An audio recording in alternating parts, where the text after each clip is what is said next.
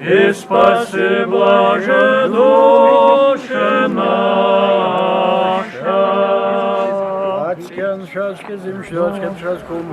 Абхазские паломники тщательно готовятся к восхождению на гору Синай.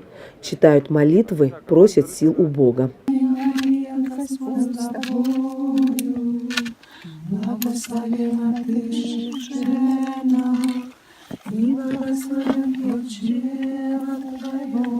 Сложный и долгий путь. Каменистая, крутая, местами узкая тропа вверх на 3000 метров над уровнем моря.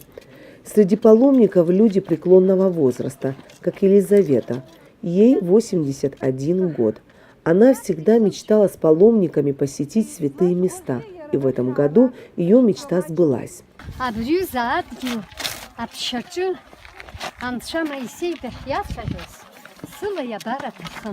Самый маленький абхазский паломник Адам. Он уже не раз бывал в Иерусалиме.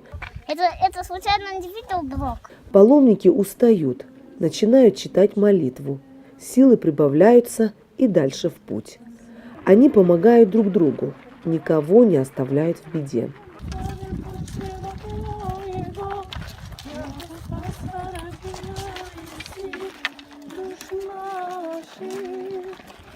Через большие усилия, силы воли, а для некоторых через слезы абхазские паломники поднимаются на вершину горы Синай.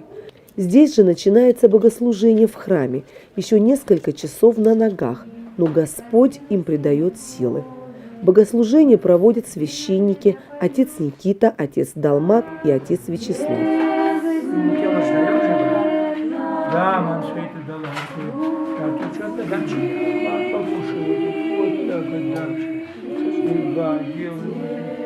Причастившись и поблагодарив Бога на рассвете, они отправляются обратно в монастырь святой Екатерины. Для абхазских паломников было важно подняться на вершину горы Синай, ведь именно там Моисей первый раз услышал от Бога 10 заповедей.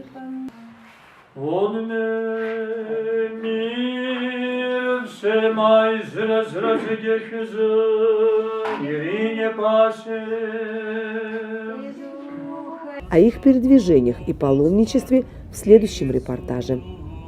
Анна Гунья, Роберт Джопо для Амши Икшара, Египет.